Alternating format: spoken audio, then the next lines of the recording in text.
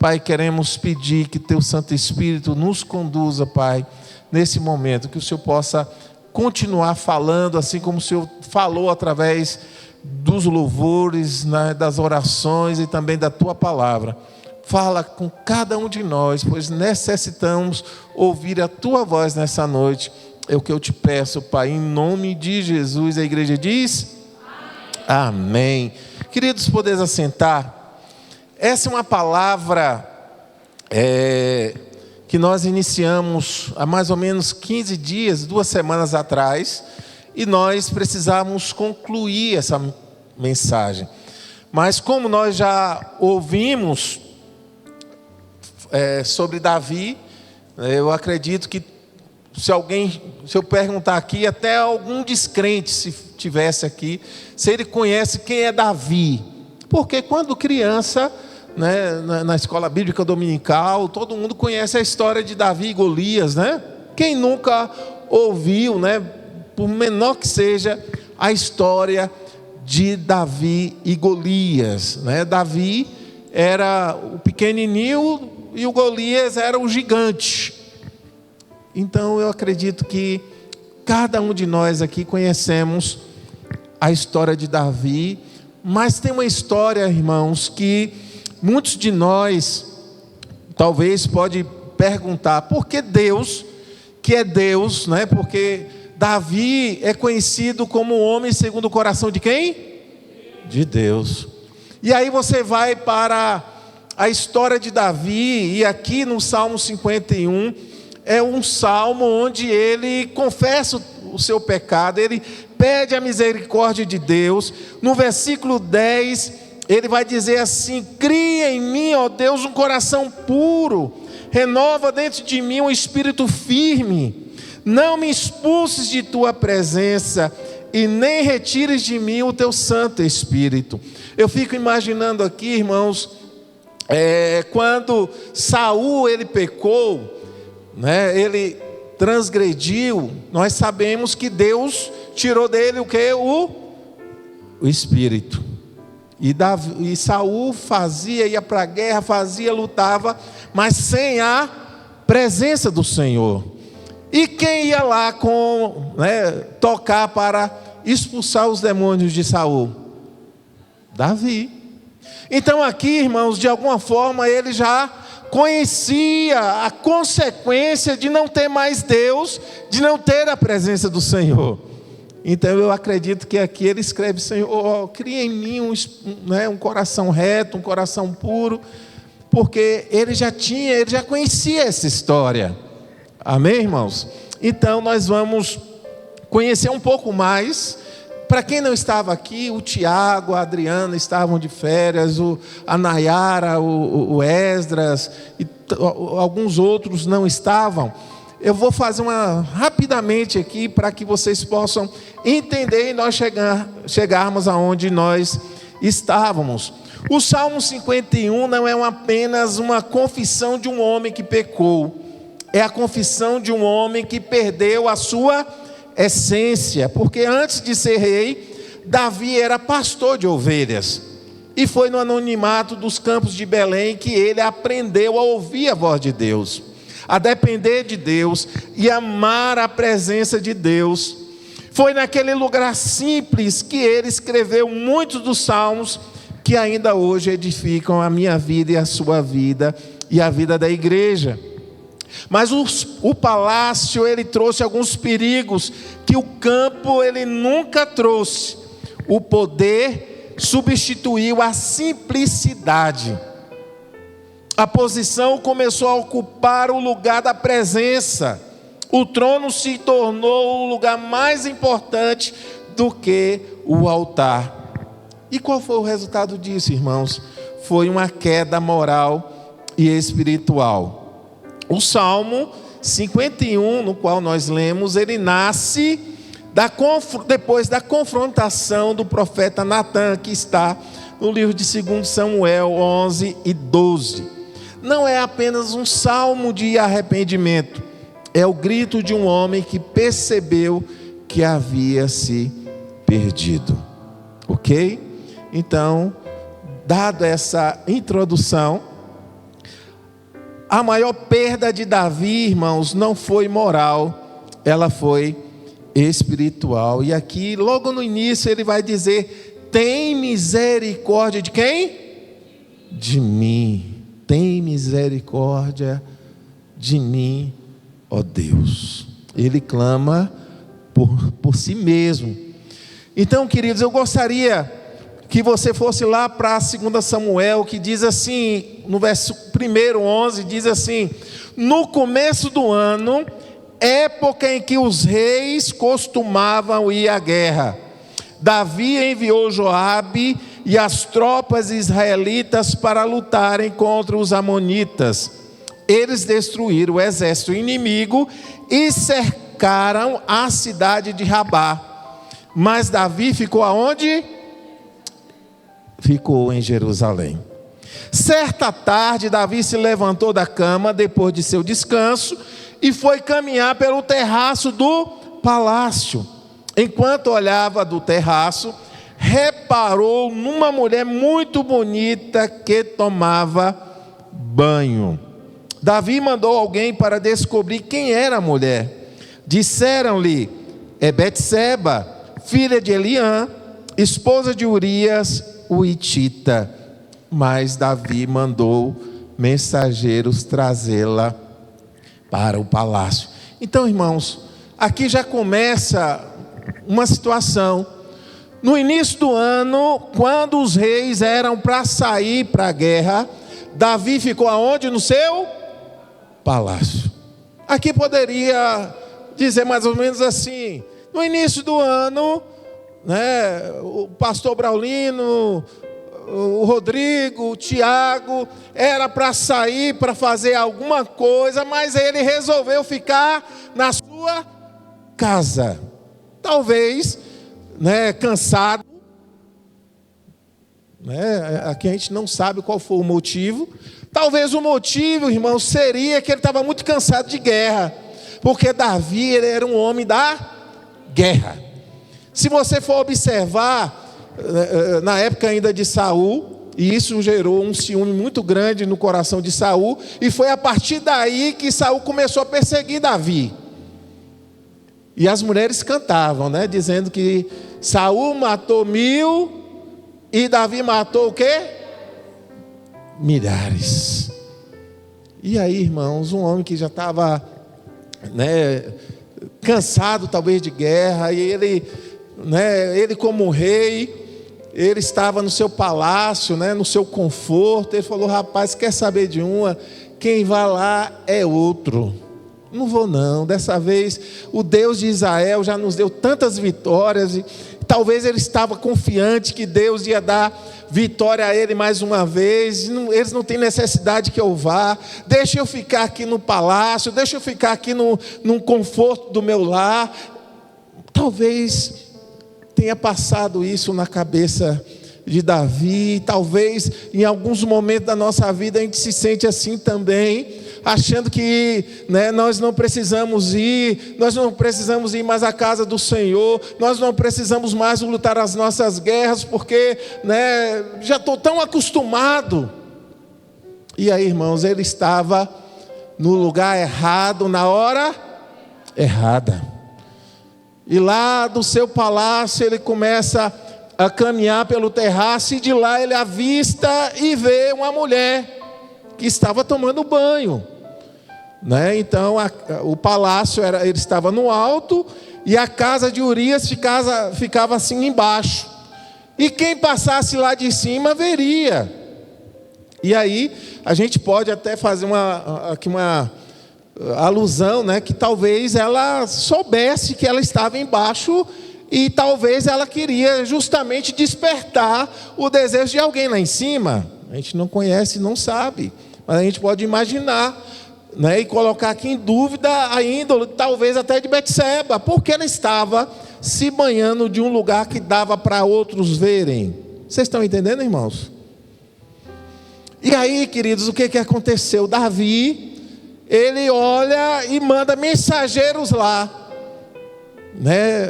Pergunta: vem cá, quem é essa mulher? E aí o registro está justamente aqui, irmãos, ele manda um mensageiro, e o mensageiro fala para Davi: mas rei, essa mulher é a Betseba, ela é filha de Eliã, esposa de Urias, o hitita. Em tese, né?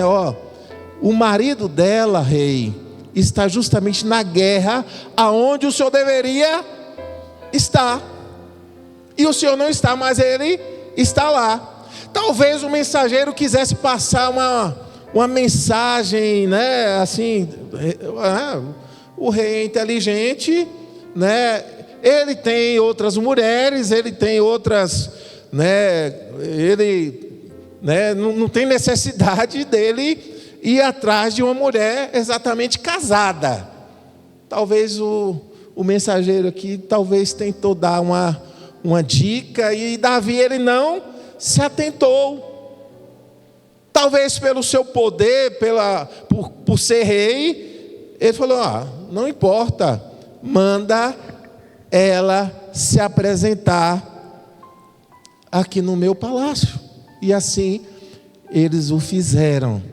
E aí, irmãos, Davi, ele pagou um preço terrível por conta dessa situação.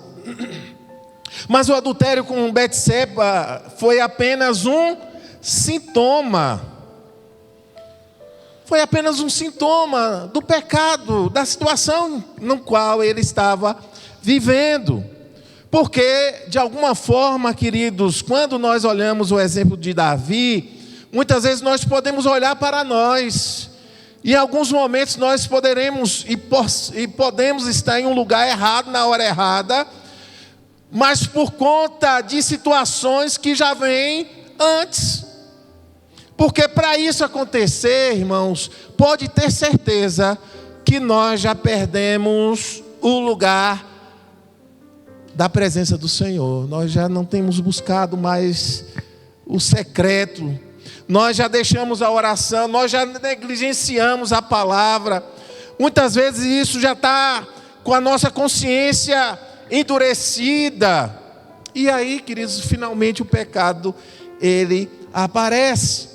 Porque toda queda pública começa com um afastamento privado de Deus. Não adianta você alimentar a carne, alimenta a carne. O que vai acontecer, irmãos? Tem uma ilustração, e nós sabemos que é uma luta constante entre a carne e o espírito. Quem você mais alimenta é que vai vencer. Se você alimenta a carne vai te vencer, irmãos. Mas se você alimenta o espírito, você vai entender, né? Você vai passar por tentação, porque a tentação é mistério que acontece, irmãos. Ninguém aqui, né, já está no céu. A gente vai passar por tentações, mas com a tentação virá também o escape. Quem sabe aqui esse mensageiro estava tentando alertar Davi, falando: Davi, essa mulher é casada, ela é esposa do Urias. E se ele tivesse, né, consciência, falar: poxa, então vamos deixar isso quieto. Está entendendo, irmão? Seria um escape, mas ele já, de alguma forma, já tinha se perdido, porque o palácio fez Davi esquecer o campo. Davi nunca deveria esquecer de onde Deus o tirou. O campo ensinou a dependência, a humildade, a oração, a sensibilidade, a coragem, comunhão com Deus. No campo ele dizia: o Senhor é meu pastor. E no palácio ele passou a agir como se ele mesmo fosse suficiente. O campo produziu um adorador, o palácio quase destruiu um homem de Deus.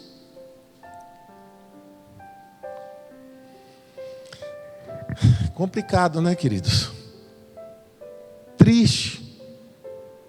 Um homem de Deus, conhecido como um homem segundo o coração de Deus. E aí eu fico imaginando, Se Davi, que era conhecido como homem segundo o coração de Deus, imagine eu e você. Imagine eu e você, irmãos. Nós precisamos a cada dia vigiar, orar, porque a nossa carne, ela é terrível. Davi, ele descobriu que o pior pecado é perder a presença de Deus. Observe o pedido de Davi, ele não diz, tira o reino, não pede riqueza, ele não pede o exército, não pede fama. Ele diz assim: não me lances fora da tua presença e nem retires de mim o teu Espírito. Amém, queridos? As tentações de Davi continuam sendo as tentações de muitos de nós hoje. Somente o pecado muda de forma, mas o coração humano, ele continua o mesmo. Dada essa introdução, lógico que na primeira ministração nós dissecamos um pouco, mas para quem não estava lá, né, quem não estava semana retrasada, deu para ter uma noção, amém, irmãos? Mas vamos lá falar algumas coisas que muda somente de situação para situação. Eu disse agora, irmãos, que as tentações de Davi, ela continua sendo as tentações de muitos nos dias de quê, irmãos? Nos dias de hoje.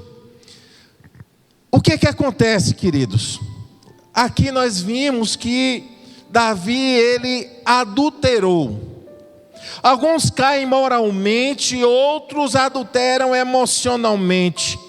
Outros alimentam desejos ocultos.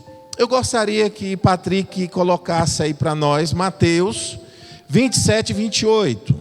Mateus 5, 27 e 28. Vamos lá, irmãos? 27 e 28. Vamos lá?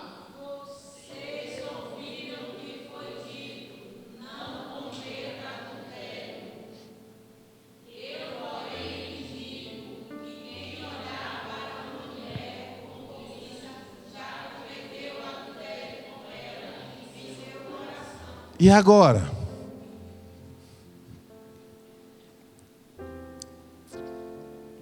Vocês entenderam aí, não? O fato de você olhar com segundas intenções, você já cometeu o adultério. Mas sabe o que isso acontece, irmãos? Muitos de nós estamos em adultério porque nós olhamos com segundas intenções. Davi, ele consumou o ato. Mas quantos de nós estamos aqui com o nosso coração adulterado? Vamos supor, irmãos, o que acontece? Quem é dono de carro aqui sabe do que eu vou dizer. Vocês já ouviram falar numa gasolina batizada? Sim ou não? O que é uma gasolina batizada? É uma gasolina que perdeu o quê? A sua essência. Ela foi batizada, no caso ela foi adultéria. E o que é adultério? É algo que você perdeu de alguma forma, a essência. Dá para entender mais ou menos aqui? Eu estou dando um exemplo da gasolina, só para vocês terem uma noção, né, do que acontece. Muitos de nós, irmãos, estamos cantando nos nossos corais, pregando, ministrando igrejas, administrando, né, situações com coração adulterado.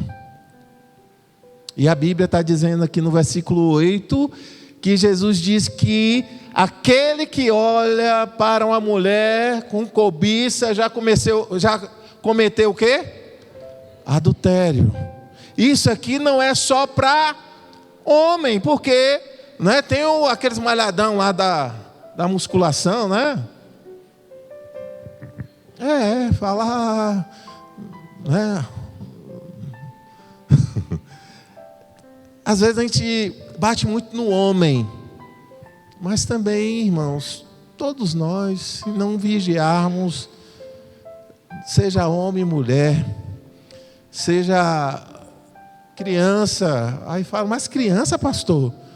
Porque se você observar lá no Salmo 51, você vai ver também que em pecado me concebeu o quê?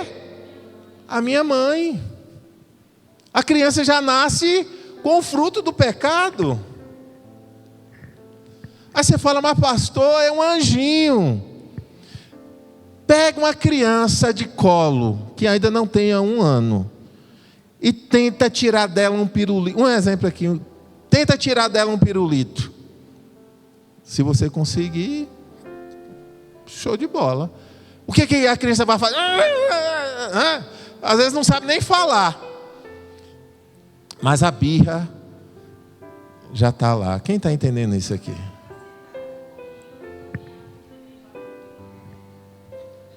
Ok, irmãos? Vamos lá, queridos.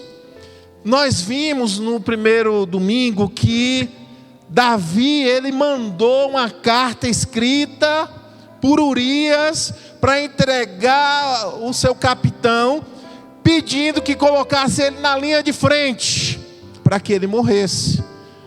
Qual era a intenção de Davi? Era encobertar o quê? O seu pecado.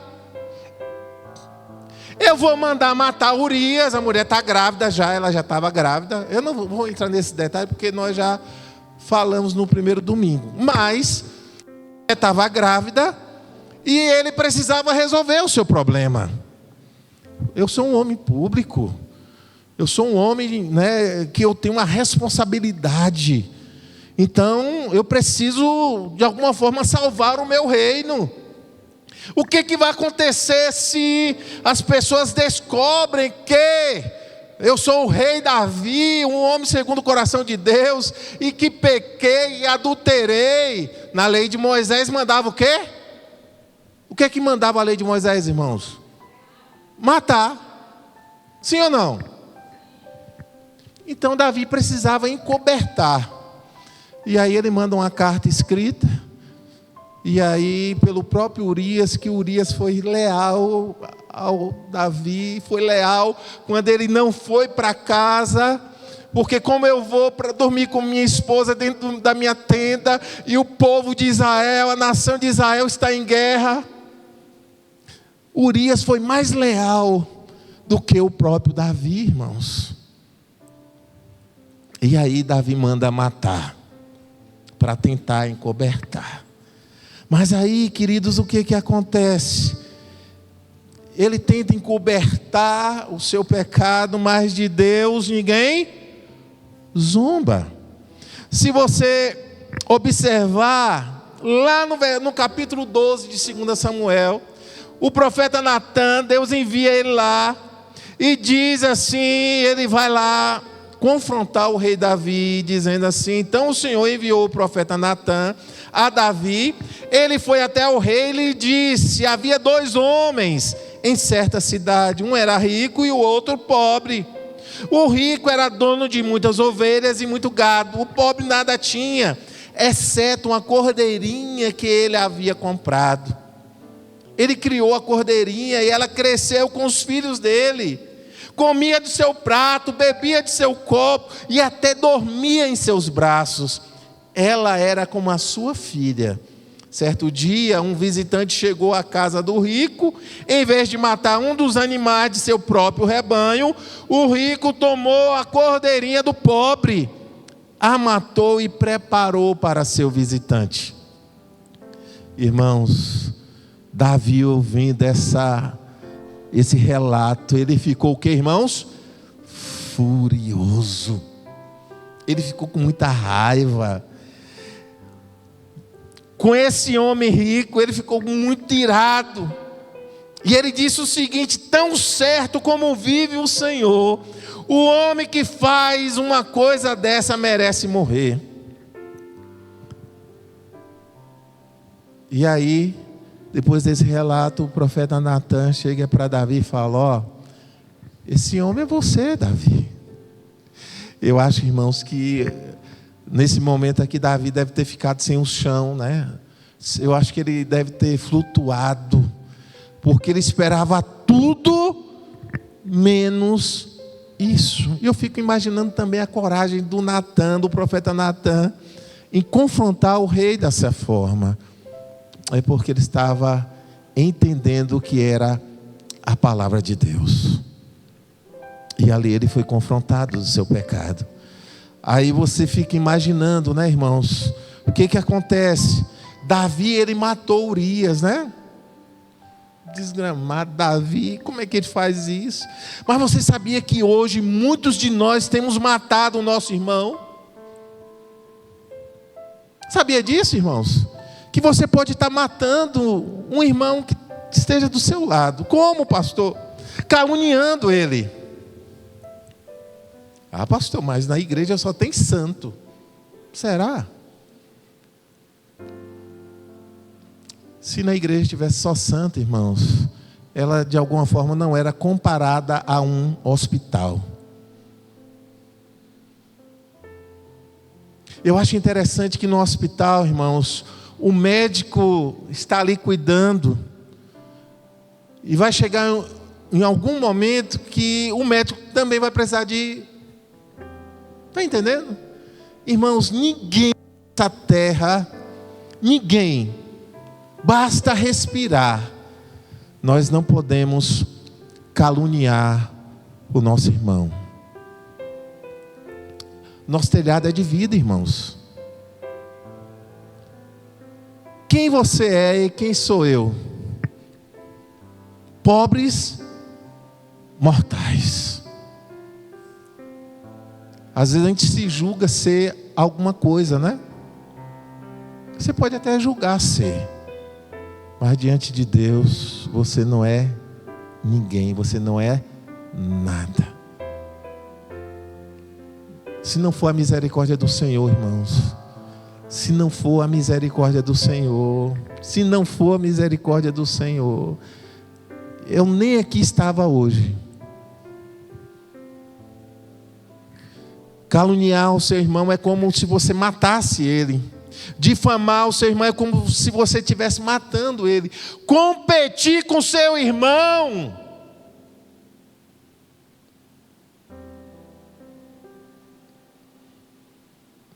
Como é que você compete com ele? Porque de alguma forma, irmãos, quando há uma competição, há um espírito de inveja, sim ou não? É. E tem pessoas competindo um com o outro. Irmãos, eu estou às vezes falando de irmãos de igreja, mas também até irmãos de sangue. Basta você observar lá do início. Se você observar, um irmão matou o outro.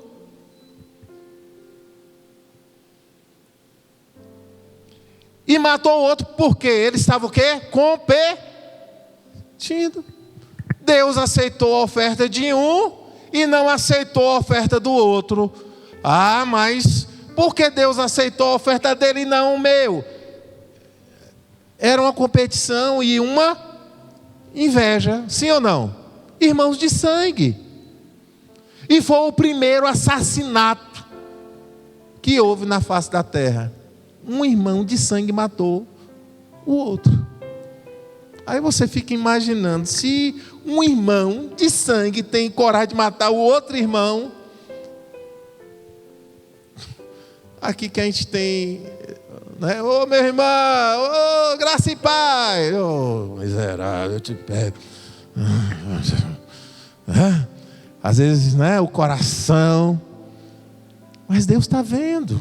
Você pode até tapear, você pode até sorrir, né, com os dentes enjaulados, né, com a língua enjaulada, mas muitas vezes o coração lá dentro Deus conhece, Deus sabe.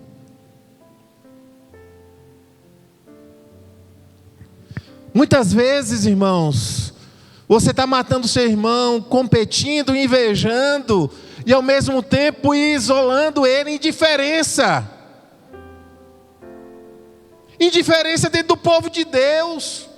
E a gente vai morar no mesmo céu, será? Porque se você não sabe tratar seu irmão, você trata ele com indiferença, e aí você quer ir para o mesmo céu que ele. Como é que vai? A Bíblia diz que no céu não entra pecado.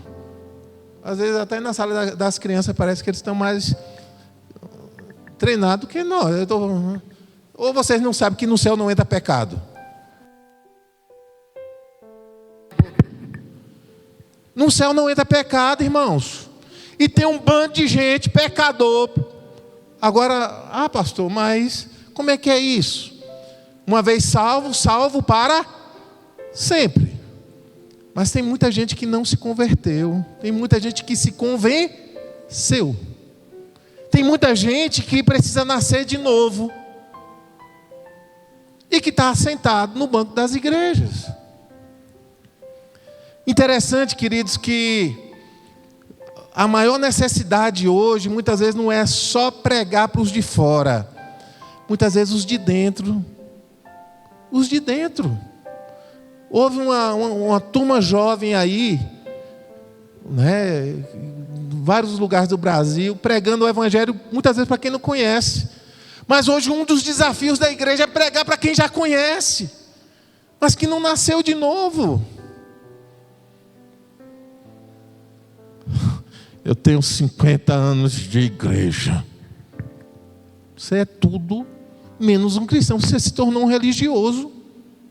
Muita gente religiosa dentro das nossas igrejas. Você sabe qual é a diferença de um verdadeiro cristão para um religioso? Sabe ou não sabe? Sabe ou não sabe, irmãos? Um religioso, né, lá no livro de Mateus, eles, não, porque eu oro, eu me jejuo, faço as minhas 3 orações no dia, eu dízimo. Às vezes não dá nem um dízimo, eu pago, né? Tem uns que falam assim, eu pago, né? Eu pago, como se ele tivesse devendo. Primeiro que você está devolvendo gratidão, você está sendo grato a Deus por tudo aquilo que você recebeu das mãos dele. Amém, irmãos? Então você está sendo grato em devolver.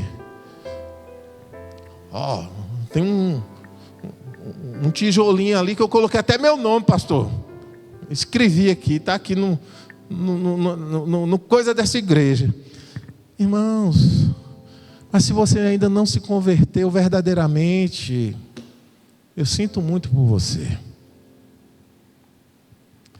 Uma outra forma, né, de você matar o seu irmão e com indiferença, você isola ela. Não, eu estou aqui, mas ela lá, eu cá. Você já ouviu isso? Você já ouviu isso? Aproximação, porque ela é pecador, eu sou um anjo, eu sou um santo. Irmãos, se você não aprender a conviver com seu irmão aqui, eu sinto muito. Um outro problema, irmãos, é destruição de reputação. Uma outra palavra bonitinha para fofoca, sabe qual é? Maledicência. Você sabia que tem um nome bonito para fofoca, que é maledicência? Quem sabia? Maledicência. Você vai almoçar, vai jantar e... Você viu Ervina? Desculpe usar seu nome, Ervina. Mas você viu Ervina? Meninos. E o Lindomar até parece que é lindo.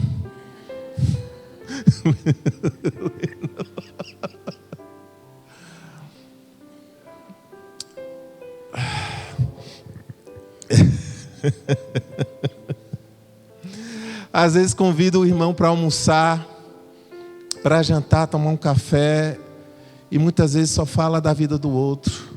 Fala da vida do pastor. Ah, porque o pastor, porque pastor, porque o missionário. Tirar um pouco do pastor, colocar o missionário também, né, Tiago? Ah, queridos, o único pastor perfeito, ele morreu. Mataram ele, que é o pastor dos pastores. Se o verdadeiro pastor crucificaram ele, e o próprio povo foi quem matou, imagine o pastor Braulino. Quem está entendendo isso aqui? Nós temos que ter muito cuidado, irmãos. Deus conhece o nosso coração. Deus, Ele sonda os nossos corações. Ele sabe a intenção. A Escritura, ela ensina que quem odeia seu irmão é homicida. 1 João, Patrick, 3,15. Diante de tudo aquilo que nós falamos, resume nisso aqui. 1 João 3,15. Vamos lá, irmãos? Todos juntos, vamos lá? Quem odeia seu irmão já é o quê? Assassino. Quem faz o quê com seu irmão? Odeia. Vai. E vocês sabem que nenhum assassino tem em si a vida eterna. E aí, irmãos? É forte ou não é, irmãos? Davi matou Urias. Mas tem outras formas de matar o nosso irmão. Pastoreei uma igreja que uma determinada pessoa estava afastada, eu fui atrás dessa pessoa. E aí ela falou: pastor, enquanto essa pessoa XY estiver dentro da igreja, eu não volto para a igreja. Aí eu volto e penso, se tivesse um espelho na frente dessa pessoa, ela apontou o erro do outro, do irmão. Mas se tivesse um espelho ali, irmãos, né? Em tese ele estava dizendo: pastor, eu vou para o inferno e a culpa é de fulano e cicrano. É isso, irmãos? Não. Não é. Porque todos nós erramos. O meu pecado é diferente só do seu. Mas tem uma questão importante que nós precisamos entender. O verdadeiro crente, ele peca. Aí você fala: não, pastor, mas a Bíblia diz que nós continuamos errando. Sim, certo. Tem uma diferença de pecado e iniquidade, irmãos. Você sabe qual é a diferença de pecado e iniquidade? Ok. Iniquidade é quando o pecado já está todo cauterizado dentro de mim, que eu não sinto mais nem o Espírito Santo falar comigo. Ele já nem, né? Porque eu já me cauterizei tanto que aquele pecado, aquela iniquidade ali para mim é nada a ver. Nada a ver. Você vê alguém falando, né, que nada a ver, é porque o pecado dentro dele. Mas o pecado, irmãos, é assim. O pecado tem que ser um acidente, porque o pecado é errar o alvo.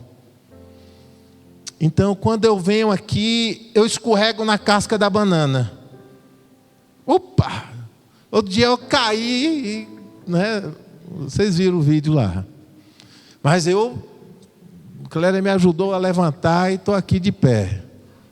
Amém? Mas tem gente que procura a casca da banana todo dia. Caí. Tem uma pedra ali no caminho. Tropecei. Mentira. Por que está assim? Entenderam, irmãos? Um outro pecado se chama orgulho. E o orgulho, irmãos, tem o poder de produzir a ilusão da autossuficiência. Isso é orgulho.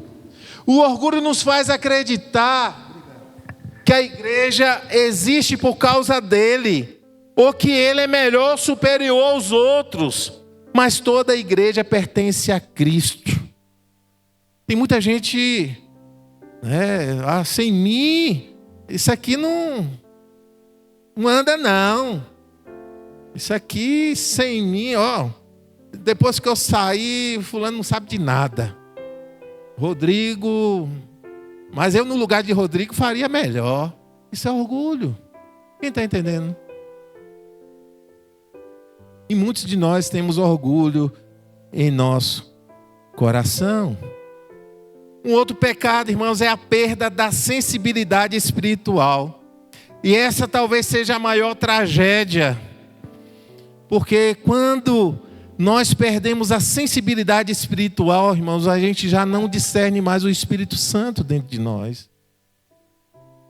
A maior pobreza do homem não é financeira, ela é espiritual. Amém, irmãos? Vocês conseguem entender isso? Muitos têm pecados ocultos. E que pecados são esses, pastor? São pecados que ninguém vê. Amargura de coração, vaidade, falta de perdão, hipocrisia, vida dupla, pornografia. E aí, irmãos, esse detalhe aqui é complicado. Outro dia, eu estava fazendo uma pesquisa, eu e Clélia, nós íamos participar de um podcast. Eu fiz uma pesquisa porque se fosse o pastor Heitor entrasse, eu ia ter uma noção de porcentagens dentro das igrejas. Irmãos, coisa triste. E não é só questão de homem não, viu? Pornografia tem invadido os celulares de muitos crentes, ou ditos crentes. A pornografia. Hoje uma criança, ela tem um celular.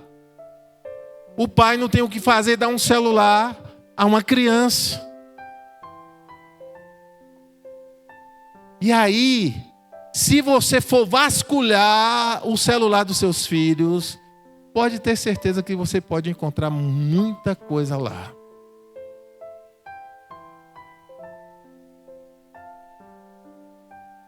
Homens casados, mulheres casadas, sem falar solteiros. Tem coisa, irmãos, que a gente às vezes tem que chamar o pecado pelo nome, sim ou não? E nós precisamos ter muito cuidado com aquilo que nós acessamos. Nós precisamos fazer uma aliança com Deus em relação aos nossos olhos, com os nossos ouvidos. Lá no Salmo 1, vai falar ali, de uma situação que é importante. Muitas vezes nós estamos em um ambiente onde pessoas estão blasfemando contra Deus em forma de piada e nós estamos lá. Que coisa linda. É pecado também. Quem consente, quem comete, quem consente. Se eu estou no meio, eu estou consentindo, então é o mesmo pecado de estar fazendo.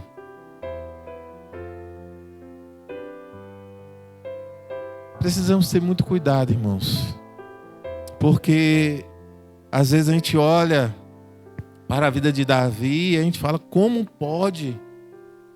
Mas às vezes tem situações dentro de nós que, se não vigiarmos, irmãos, e é interessante que muitos de nós temos feito a obra, mas às vezes a gente já perdeu a sensibilidade do Espírito Santo. Mas Jesus está voltando, igreja. Jesus está voltando. Você pode dizer um amém ou misericórdia? Jesus está voltando. Jesus está voltando. É porque às vezes a gente, se Jesus voltar agora, misericórdia, pastor.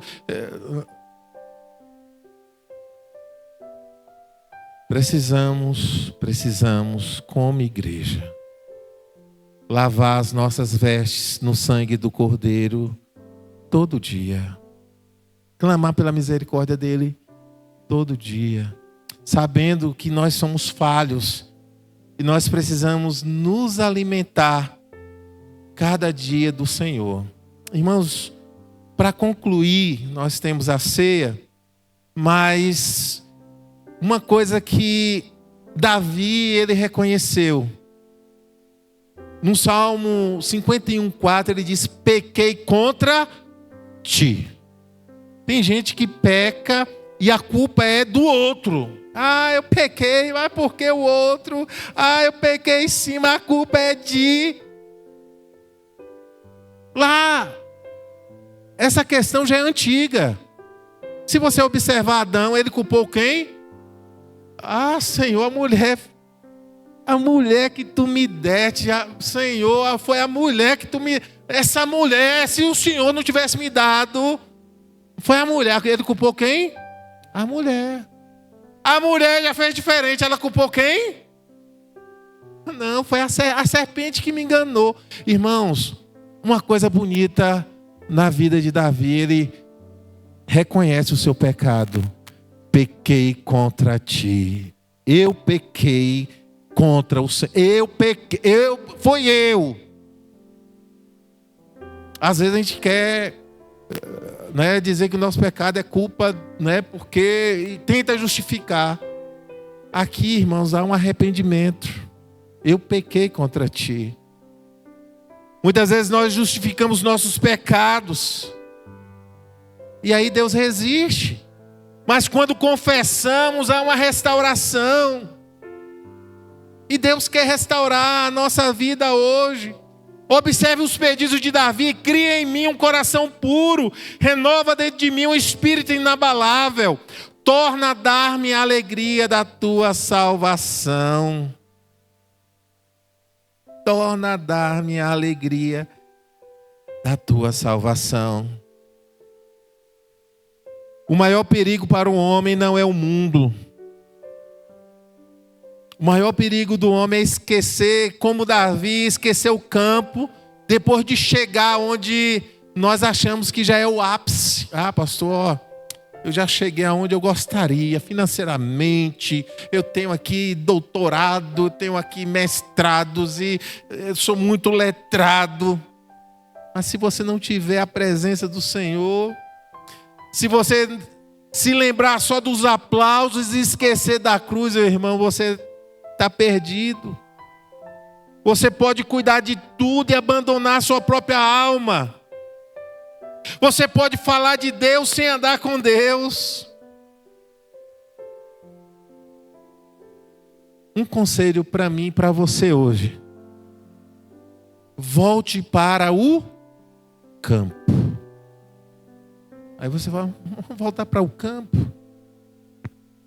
Lá no campo, Davi sabia que o Senhor era o seu pastor e que nada lhe faltaria. Mas ao chegar no palácio, ele se sentiu autossuficiente. Então, irmãos, eu estou usando aqui uma retórica de Davi para retornar para o campo, mas o que eu quero dizer é: volte para o lugar da simplicidade. Volte para o lugar da dependência do Senhor. Volte para o lugar da oração. Volte para o lugar do primeiro amor. Que Deus, em sua infinita graça e misericórdia, possa ter misericórdia de mim, possa ter misericórdia de você, possa ter misericórdia de